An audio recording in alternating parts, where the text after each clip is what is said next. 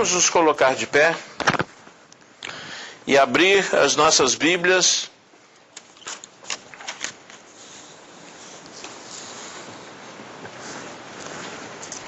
no livro de Eclesiastes,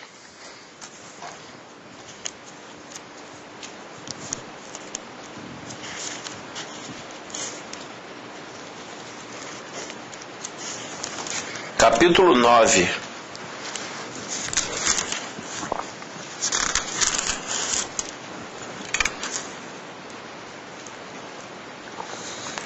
Versículo 11.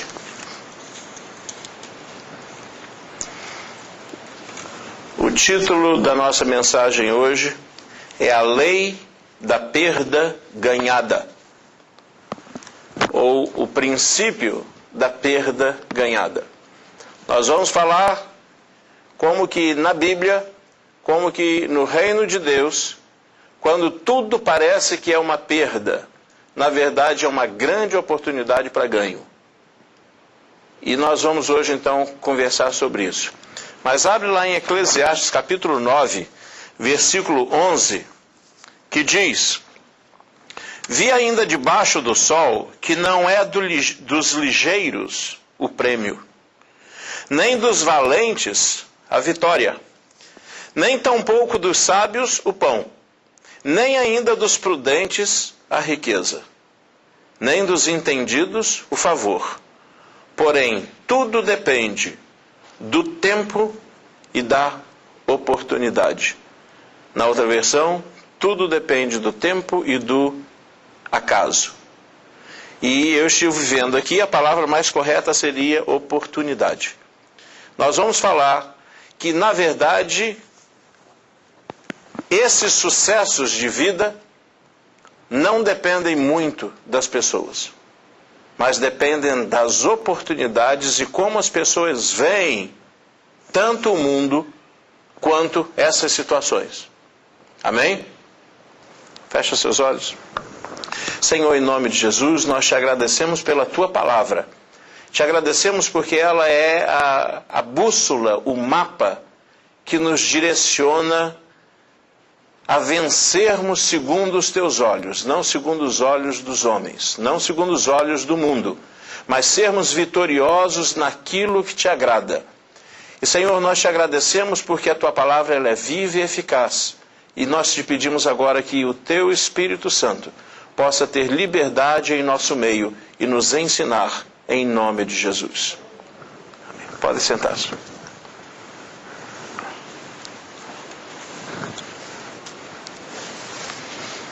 Quem não conhecia esse versículo? Eu já tinha lido ele, mas eu nunca tinha meditado sobre ele. Vi ainda debaixo do sol que não é dos ligeiros o prêmio, nem dos valentes a vitória, nem tampouco dos sábios o pão, nem ainda dos prudentes a riqueza, nem dos entendidos o favor. Porém, tudo depende do tempo e da oportunidade. A gente, um dia, na eternidade, nós vamos agradecer a Deus pelas coisas que nós passamos.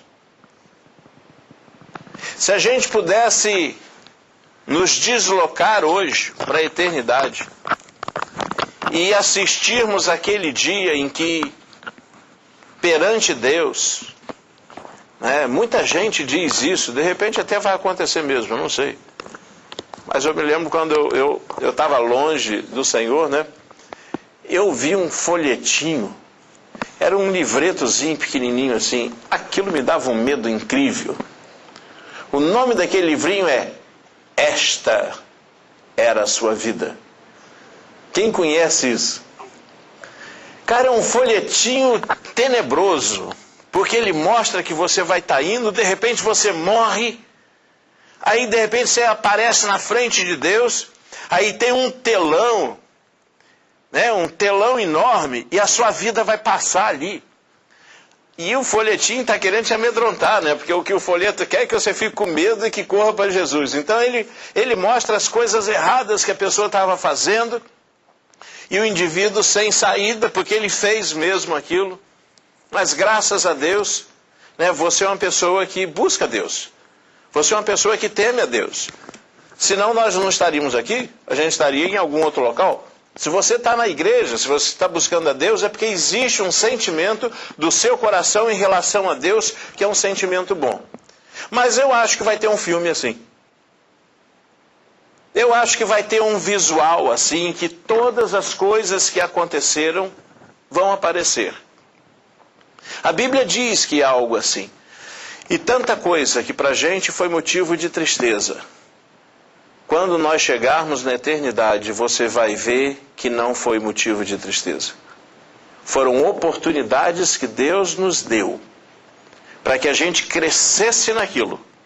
E para que a gente, como uma pessoa que chega no final de um curso que demorou muito, que foi muito caro, e ele no final então recebe a graduação, o seu diploma, e ele se lembra daquele primeiro ano como calouro, quando empurraram ele na piscina, quando cortaram o cabelo dele, das provas que ele teve que ficar a noite inteira estudando, e essas coisas que foram difíceis.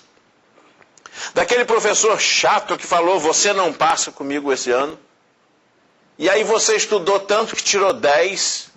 As coisas que foram difíceis, as coisas que te machucaram, as coisas que te colocaram num xeque-mate. Na verdade, essas mesmas coisas, elas foram usadas para o seu crescimento e para o treinamento e para que você fosse habilitado naquela profissão. Eu acredito que é isso que acontece conosco.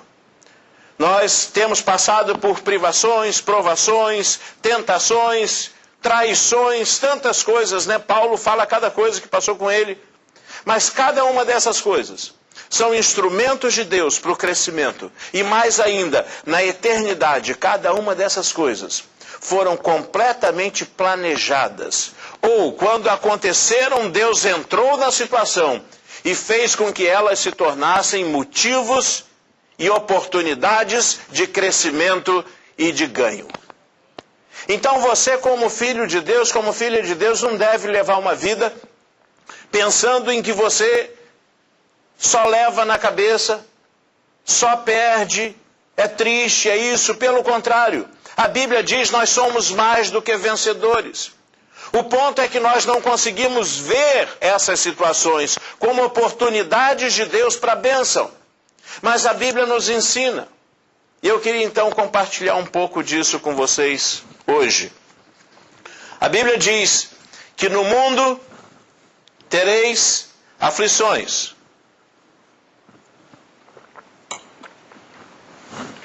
Mas seria uma vida muito triste para o cristão que depois que Jesus venceu tudo e nos envia para o mundo, Ele nos desse uma vida somente de aflições. Em lugar nenhum da Bíblia relata que a nossa vida como cristão é uma vida de aflição. Pelo contrário, a nossa vida é uma vida de alegria, de gozo, de paz no Espírito Santo.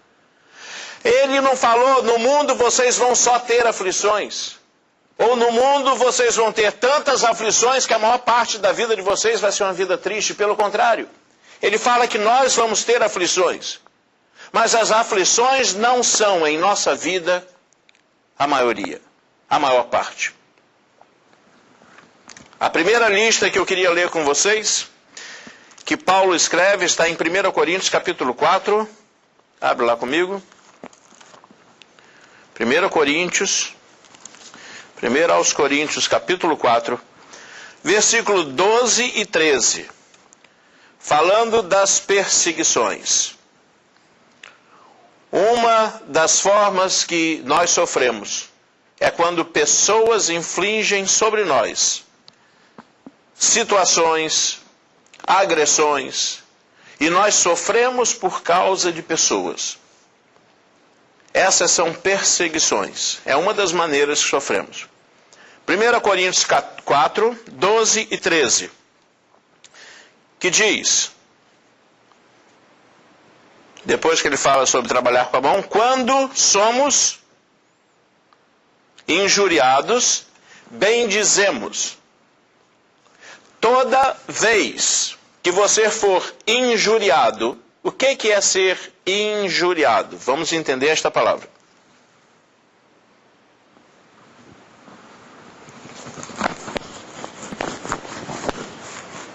Fala. O que é? Eu fiquei injuriado, eu fui injuriado. O que é isso?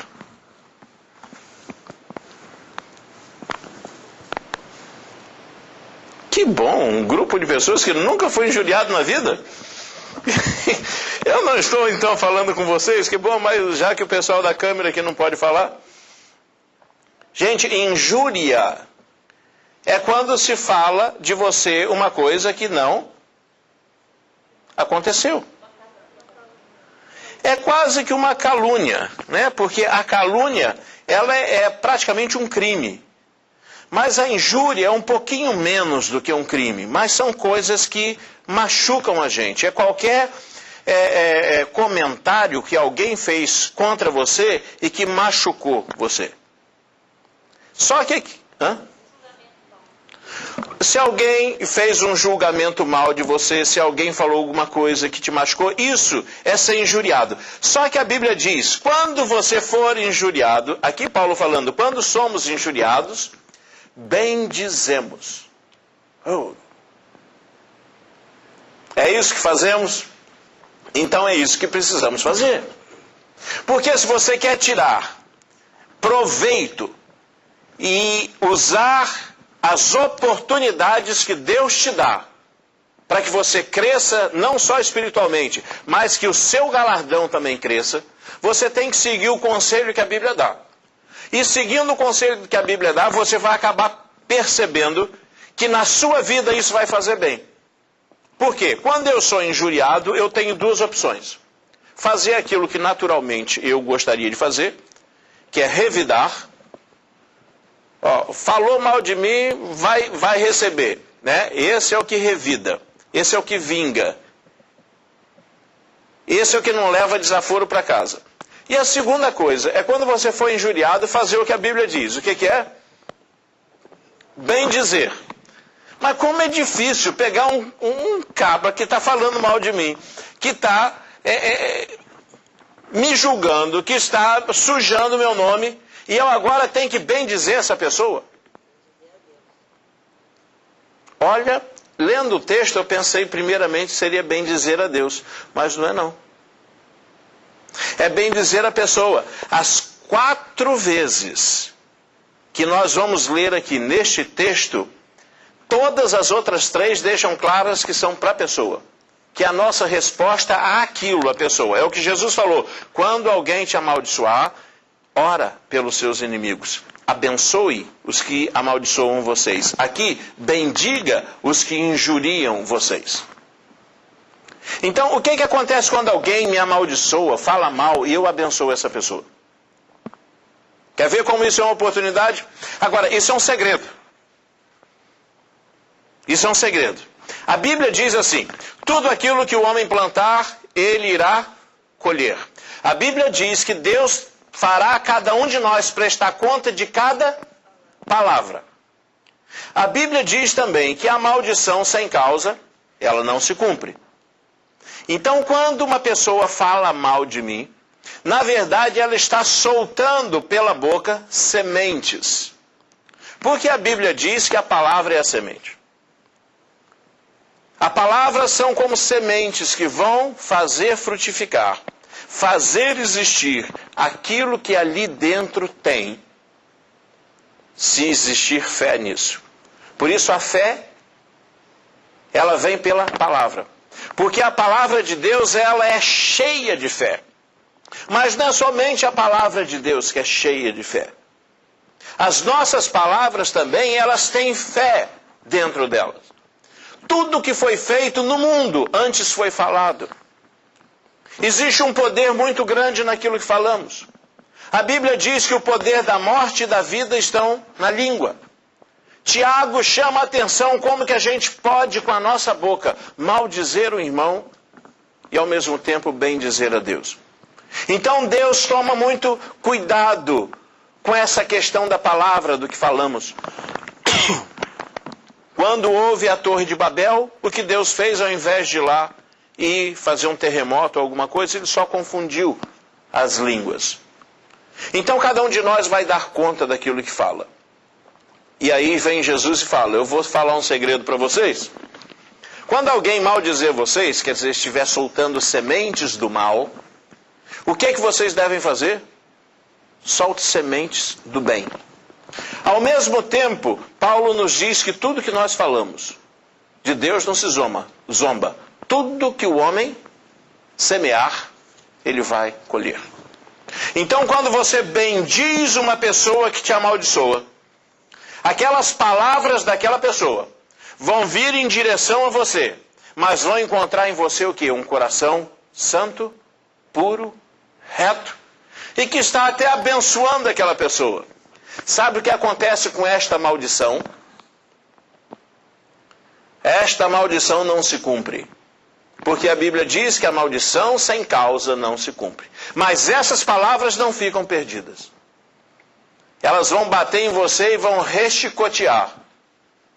E aquele que cava uma cova, cai nela.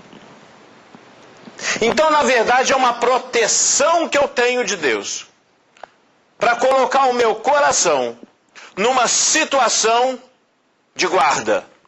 E a melhor guarda que eu tenho contra alguém que me amaldiçoe é abençoá-lo. Você pode não entender, mas é assim que Jesus fazia. Se você quer ter uma guarda para o teu coração, saiba perdoar, saiba abençoar. Saiba perdoar, saiba abençoar. Você vai guardar o seu coração. E qualquer mal que vier sobre ele, qualquer palavra, qualquer maldição, qualquer olho grande, qualquer macumba, qualquer projeto do mal que vier em direção à sua vida, vai encontrar ali um escudo muito forte, que é o escudo da bênção. E não vai ter entrada. Então, quando você tem uma oportunidade de alguém que está te amaldiçoando, está injuriando você, não perca esta oportunidade. Mesmo que você não queira. Mesmo que o seu sentimento seja de raiva contra aquela pessoa. Briga primeiro com você. Fala para você mesmo. Vai no espelho e fala, você vai obedecer o que Deus está falando. Não, eu quero arrebentar aquele cara. Não. Mas a Bíblia diz para você não arrebentar, você vai abençoar. É ruim de abençoar. Briga com você meia hora. Até chegar ao ponto de você falar, tá bom, eu vou fazer o que a Bíblia manda. Aí você ajoelha, abençoa. Você vai ver que quando a pessoa é cheia de ira, ressentimentos, amargura, essa pessoa envelhece mais. Ela cria enfermidades no corpo dela, além dela abrir o coração para ser atingido por maldições. Daí, quando alguém te injuriar, faça o quê? Abençoe. Qual é o lucro? Qual é o lucro? As bênçãos que você abençoou aquela pessoa vão atingir você.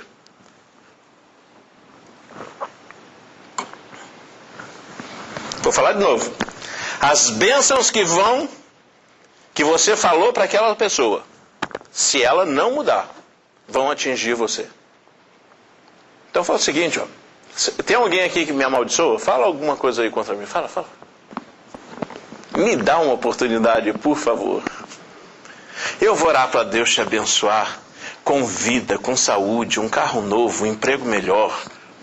Eu vou te abençoar de tanta gente, mas não fica pensando que esse negócio vai voltar, não. Abençoa para abençoar mesmo. Porque se o coração teu não mudar, isso vai bater aqui de volta. Então seja sábio. E não espere a pessoa se arrepender, não. Jesus está sendo lá crucificado e ele falou, Pai, perdoa porque eles não sabem o que fazem. Depois Estevão fala, Pai, não lhes impute esse pecado. E eles estavam sendo apedrejados para a morte. O outro crucificado. E houve tempo de abençoar aqueles que maldizem a gente. Segundo, qual a segunda coisa aqui que Paulo fala? Quando perseguidos, suportamos. Quem já foi perseguido aqui alguma vez? Quando você é perseguido, a Bíblia diz que você deve suportar. Agora, se você vai um pouquinho mais a fundo, você vai ver que lá em Romanos, capítulo 5, diz assim, que a gente tem que ter por motivo de grande alegria quando passarmos por tribulações. Porque quando a gente passa por tribulação, a gente tem que suportar esta tribulação em oração e perseverança. Então, em nenhum lugar, quando a pessoa é perseguida, funciona se você fugir. Funciona se você começar a dizer para você, não, ninguém está me perseguindo, não. Quando você for perseguido, encare a perseguição de frente. E, se possível, de joelho. E você vai ver o que acontece durante aquela perseguição que existir. E a perseguição pode ser de um patrão, a perseguição pode ser de um familiar, pode ser de um ex-amigo, pode ser de uma pessoa que tenha a mais autoridade do que você, como um policial. Não importe a perseguição. Encare a perseguição de frente. E em perseverança, você deve agora começar a orar sobre aquilo. E você vai orar. E a sua batalha vai ser em oração. E a Bíblia diz que a esperança de Deus vai ser derramada sobre você. Na verdade, as perseguições foram o que motivaram o Evangelho ser espalhado por toda a terra. Por incrível que pareça, quando um país entra em perseguição, a igreja cresce. É isso coincidência? Hoje a igreja que mais cresce no mundo é em que país? É na China, onde tem perseguição. Porque quando você tem perseguição, o que acontece é o seguinte: tudo aquilo que é hipócrita e falso sai fora. Porque a perseguição, ela funciona como se fosse um fogo para testar as coisas reais, inclusive em você mesmo. Então encara uma perseguição de frente e já avisa a perseguição, vai prestando atenção que eu sou mais do que vencedor. Entre nós dois eu já ganhei antes de começar a batalha. Você crê isso? Então não importa que perseguição você está sofrendo. Encara a perseguição e avisa a perseguição. Vai saindo. Tem um corinho que é muito interessante. Qual que era? Essa obra é de Deus, ela não pode falhar. Tira a mão do meio para não se machucar. Fica de lado, deixa eu passar. A jornada é muito grande, mas Jesus vai me ajudar. E é isso aí. Não há ninguém que possa com você e Jesus juntos. Nem se juntarem todos os demônios do inferno. Eles não são mais fortes do que você e Jesus. E você nunca está sozinho. Você nunca está sozinha. Você tem seus irmãos, você tem a igreja. Você tem promessas de Deus que diz que você já é mais do que vencedor em tudo isso. Então o que é uma perseguição? Uma perseguição é uma prova em que você está sendo testado, a sua fé está sendo testada, a sua oração, a sua perseverança. E a Bíblia diz que a gente deve suportar essas provações e perseguições em alegria, sabendo que a esperança de Deus vai ser derramada em nós, aquilo que é verdadeiro vai florescer, o que é falso vai sair, o fogo de palha vai desaparecer, o fogo santo vai chegar, a verdade vai prevalecer e a vitória profetizada na palavra vai acontecer. Então você já é vencedor. Então já avisa no início, olha, é só uma questão de tempo. Mas um dia eu vou estar aqui como Jó. E você que se achava justo, e que você que me perseguia, vai ser objeto da minha oração, porque eu vou interceder por você. Quando você é justo, pode vir a perseguição que for. Porque na perseguição você deve o quê? Diz aqui. Suportar. Depois diz o quê? Qual que é o lucro disso? O lucro é quando a gente suporta uma perseguição, são frutos do Espírito e a esperança de Deus.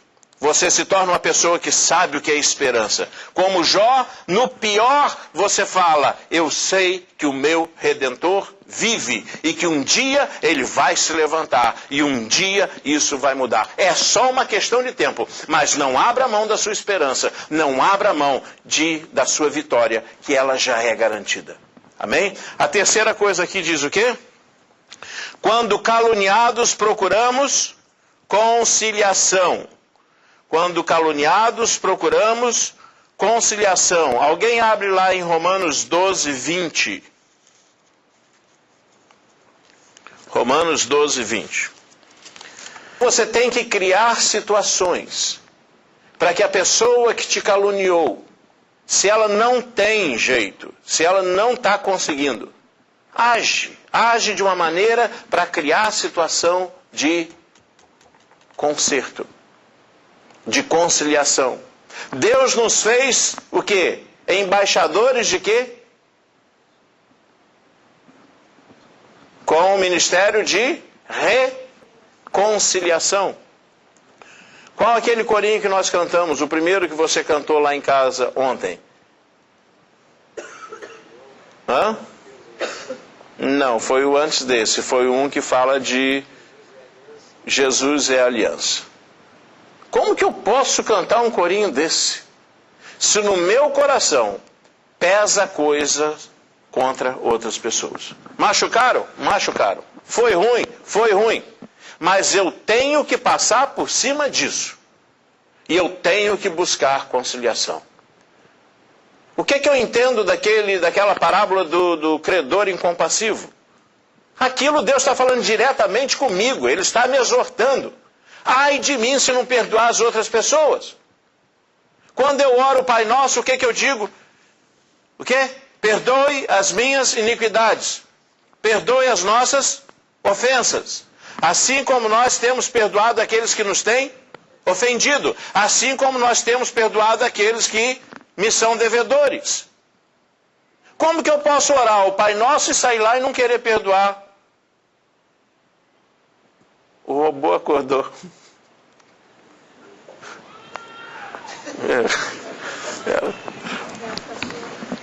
Para quem não sabe, a Beth está num programa da escola que ficou com esse robô 3 dias e ele faz tudo de criança.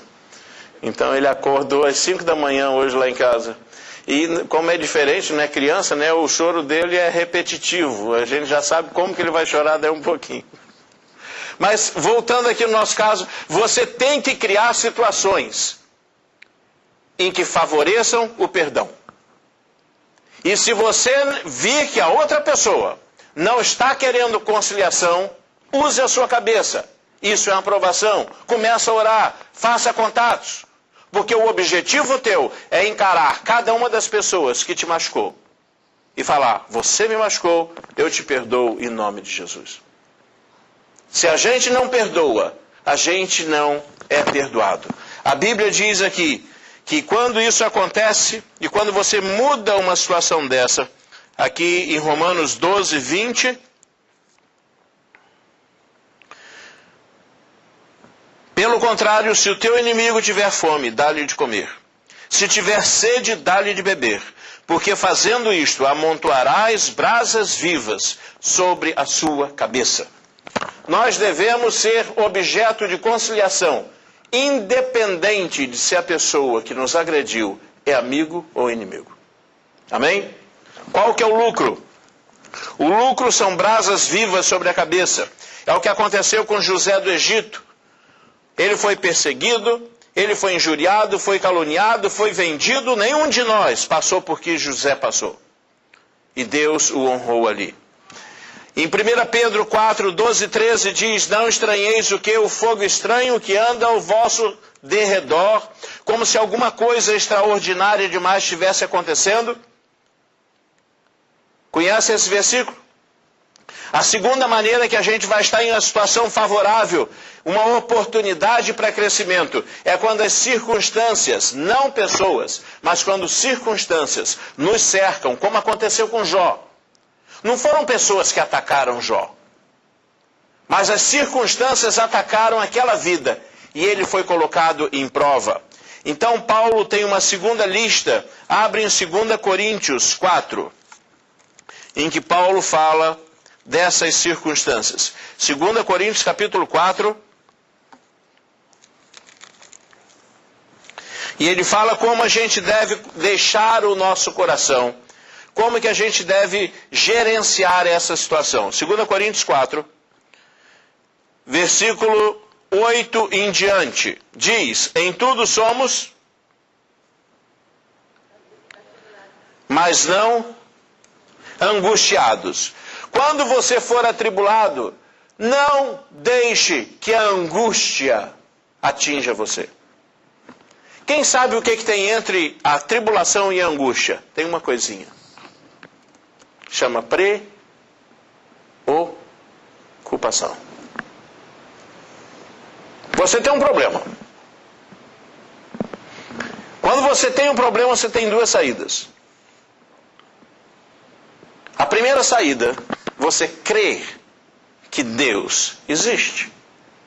E que Ele fala para você: todos os seus problemas faz o quê? Jogue em cima de mim. Não andeis o quê? Ansiosos por nada. Antes, aprende a descansar em Deus. Porque Deus não pisca, Ele não dorme, e Ele existe, não é só uma força, é um ser que existe e que conhece você.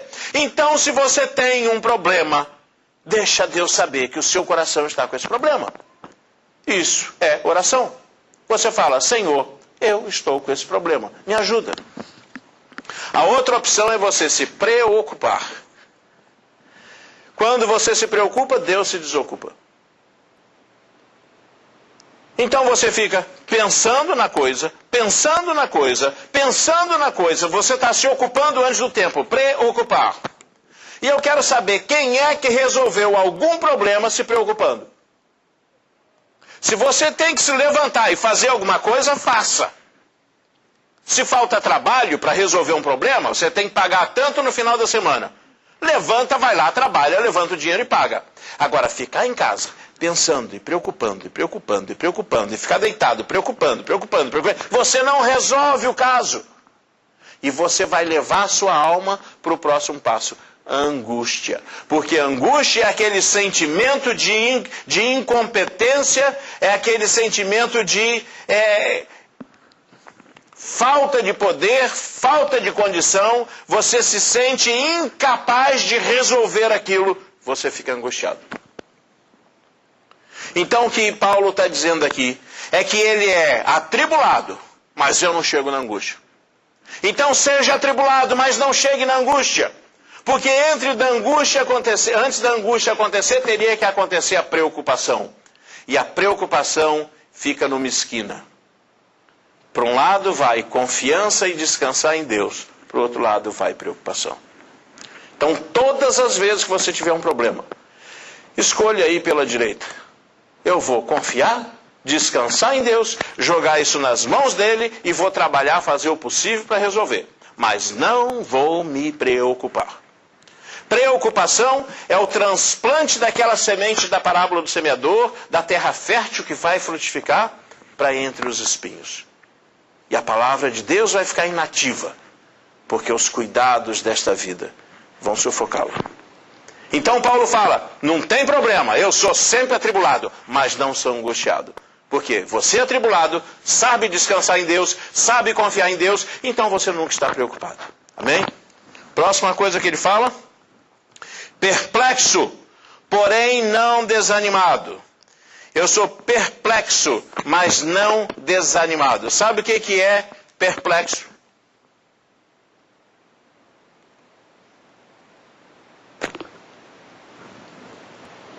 Perplexo é quando você fala: eu não acredito.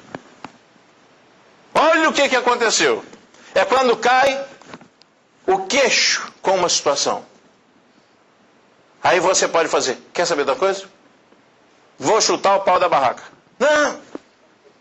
Isso é desanimar.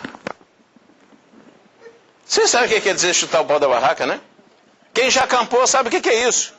A barraca tem lá, ela tem uma coisa no meio. Na hora que a coisa, se você chutar aquilo ali, cai tudo. É pior. Vai cair em cima de você. Não faça isso. Se a situação veio e você ficou perplexo, não desanime. Não desanime. Tinha um corinho na Palavra da Vida que dizia: desanimados, não, não, não. Desanimados, não, não, não. Quem se lembra desse corinho? Aí fala: dores, tristezas podem nos vir, com Cristo alegre vamos seguir. Desanimados, não, não, não. E Paulo diz: eu posso estar perplexo com a coisa, mas desanimar, não. Eu nunca vou desanimar. E o diabo pode ouvir isso: nunca vou desanimar. Enquanto eu tiver ainda um jeito de abrir o olho, eu não vou desanimar. E você não deve desanimar, porque aquele que é por nós suporta o quê? Qualquer opressão, qualquer ataque, qualquer coisa que é contra nós. Ele é muito mais forte. Ou eu creio que o poder de Deus e o poder das trevas se igualam? Ninguém pode ser contra você. Ele é muito maior, aquele que é por nós. Então eu não vou desanimar.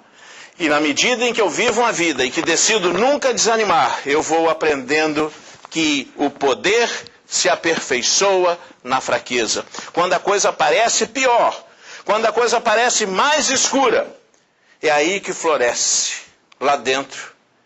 E alguém uma vez me disse isso, eu achei muito bonito. A amizade, ela é fosforescente.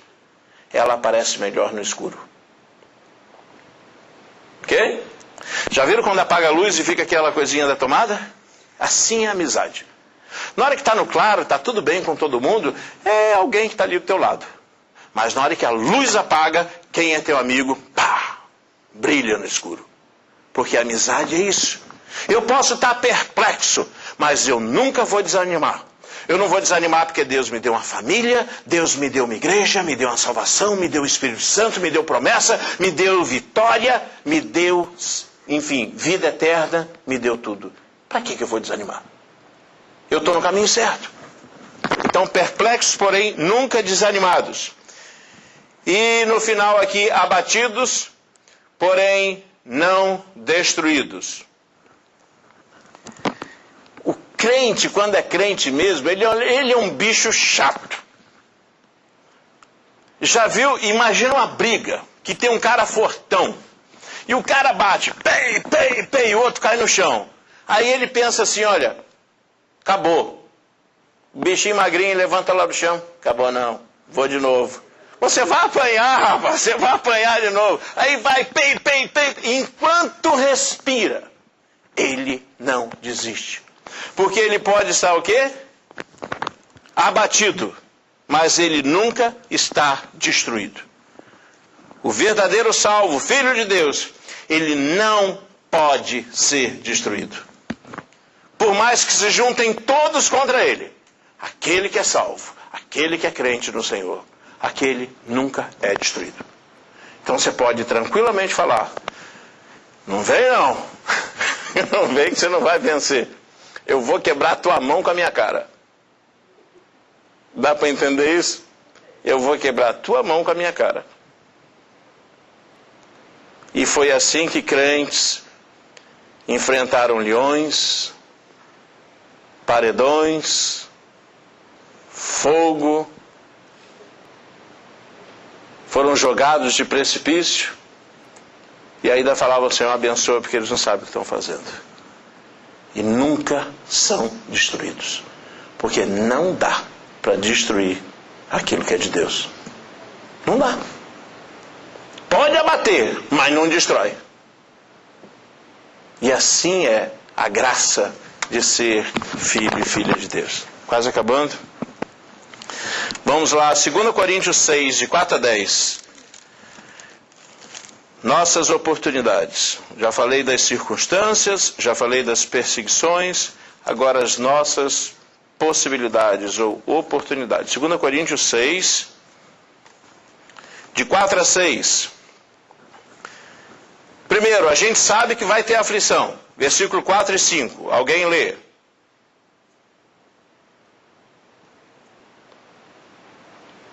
Pelo contrário, em tudo recomendamos-nos a nós mesmos como ministros de Deus. Aí ele fala, na muita paciência, nas aflições, nas privações, nas angústias, nos açoites, nas prisões, nos tumultos, nos trabalhos, nas vigílias, nos jejuns.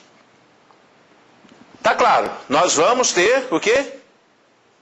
Tribulações. Versículos 6 e 7.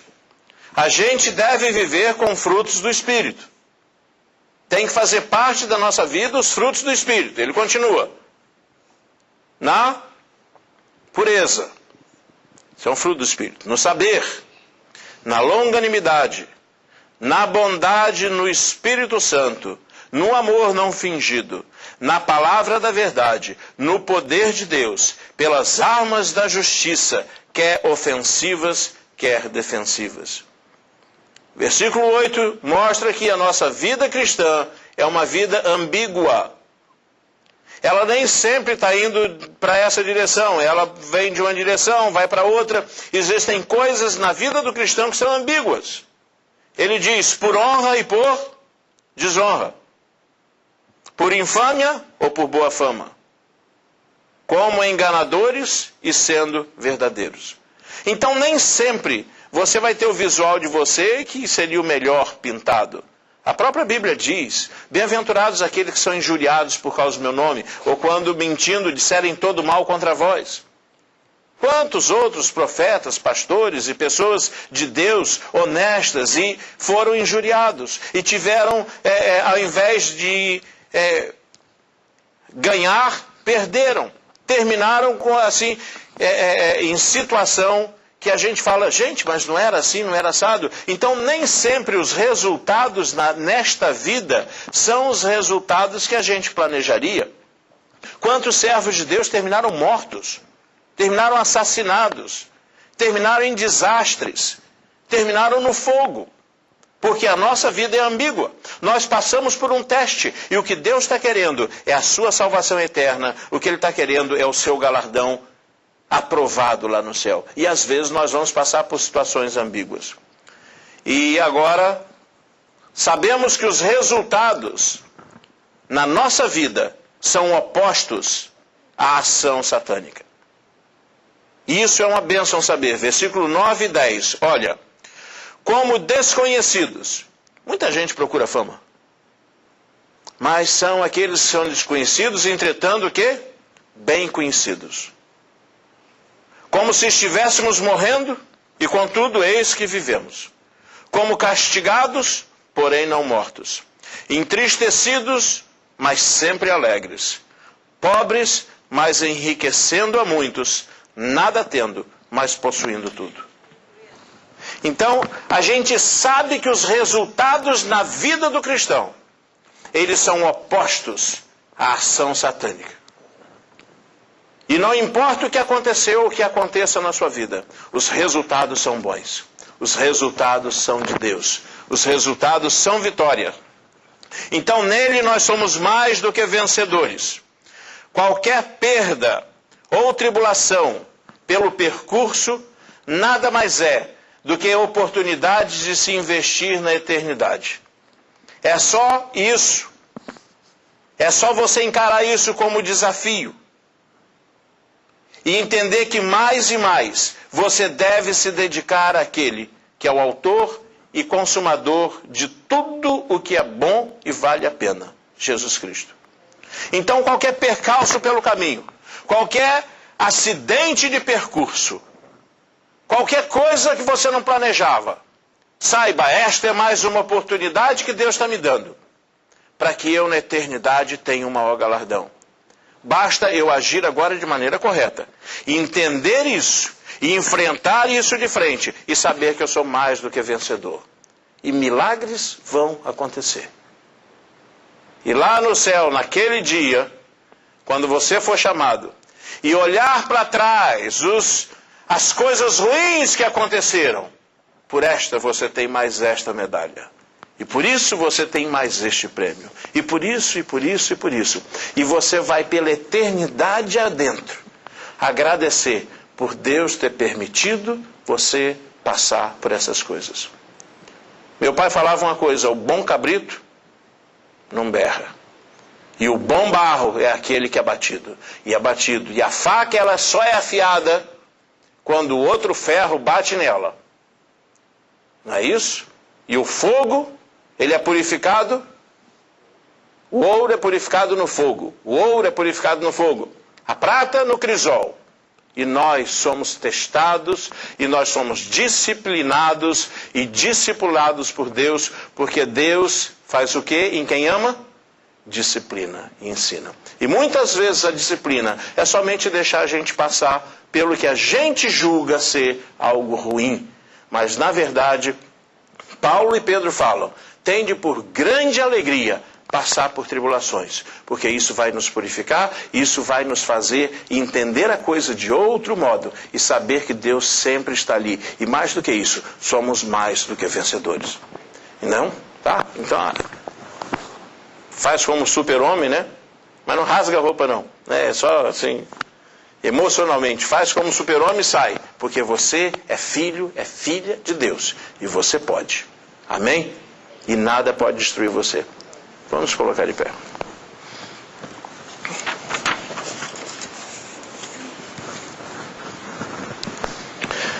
Senhor, nós queremos te agradecer pela tua palavra.